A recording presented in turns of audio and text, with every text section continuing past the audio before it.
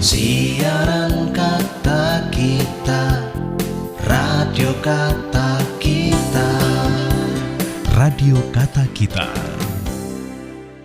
Selamat berjumpa kembali teman dan sahabat pendengar dimanapun Anda saat ini tengah berada.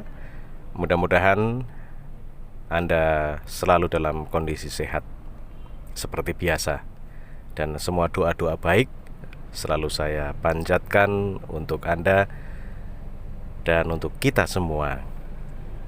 Kita jumpa lagi di podcast jalanan.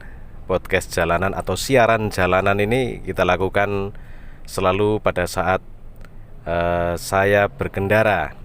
Tetapi saya pastikan apa yang saya lakukan aman, karena saya tidak mengambil video, hanya merekam vokal saya saja pada saat saya berada di jalan. Yang pertama tujuannya adalah agar saya tidak galau. Waduh, galau kayak anak muda aja.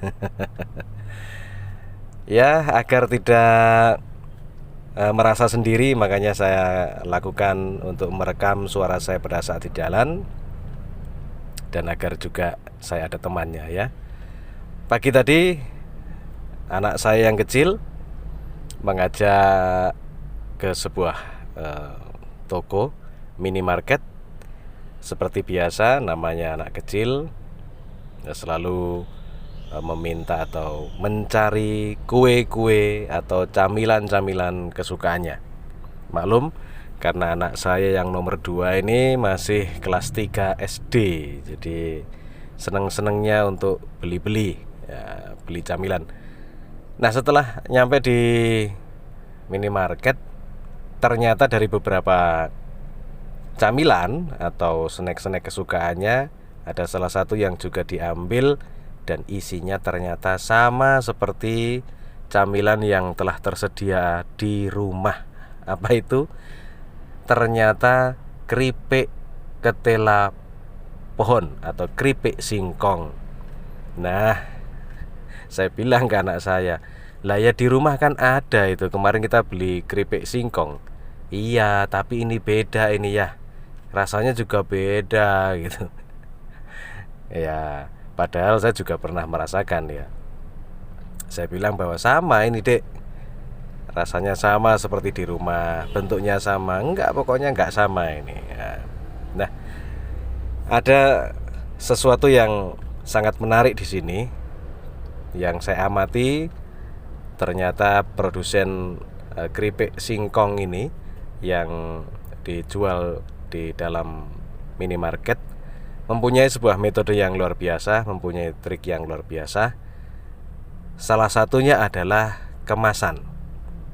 Maka saya kemudian simpulkan, ternyata apapun ketika dilakukan dengan baik, dipersiapkan dengan baik, kemasannya juga dipersiapkan, otomatis harganya akan menjadi naik. Beda ketika kita membeli keripik singkong di pinggir jalan, mungkin 1 kilo harganya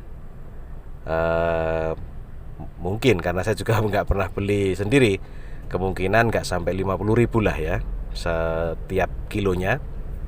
Atau mungkin kalau kita bikin eceran, 1 onnya nggak sampai 10.000 lah ya. Tapi berbeda ketika kita membeli camilan jenis sama, hanya beda bungkus yang ada di minimarket, yaitu ketela pohon atau keripik singkong tadi. Harganya bisa jadi kalau beli 5 itu mungkin sudah dapat 1 kilo lah kalau di luaran ya. Jadi ini yang saya maksud dengan kemasan itu juga menentukan, format itu menentukan. Maka rencana sangat diperlukan sebelum adanya action. Kemasan sangat menentukan hasil, karena dengan kemasan yang baik akan membuat orang tertarik. Demikian juga dengan usaha-usaha kita. Ketika semuanya kita persiapkan dengan baik, ada rencana-rencana yang sudah matang, dengan strategi dan metode pemasaran yang tepat, insya Allah semuanya akan menghasilkan sesuai dengan harapan.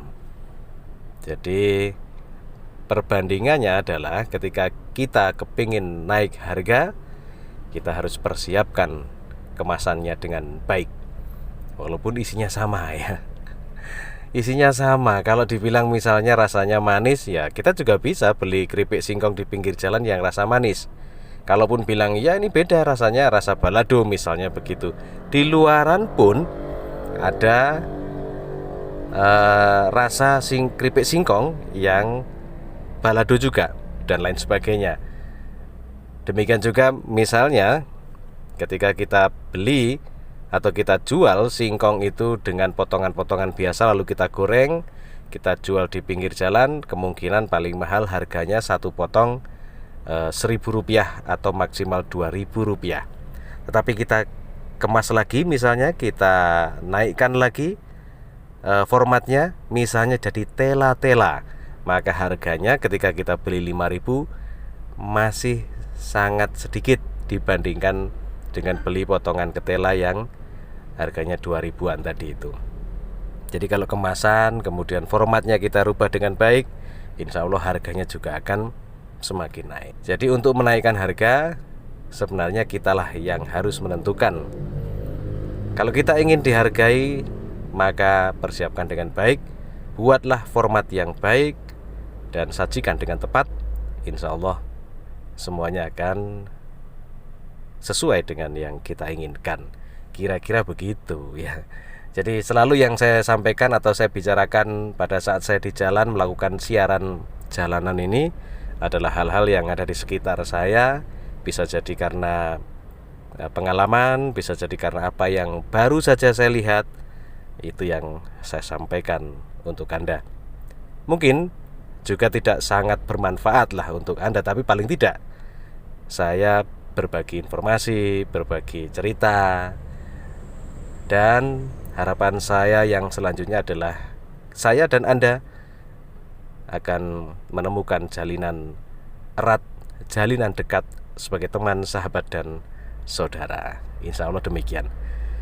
Baik, ini sudah beberapa menit saya ngoceh ngalor ngidul. Ya, sekali lagi pokoknya meskipun nggak bermanfaat amat, yang penting tujuan saya adalah agar saya tidak merasa sendiri di saat saya melakukan perjalanan. Terima kasih, kita jumpa lagi di siaran jalanan berikutnya. Siaran kata kita, radio kata kita. Radio Kata Kita.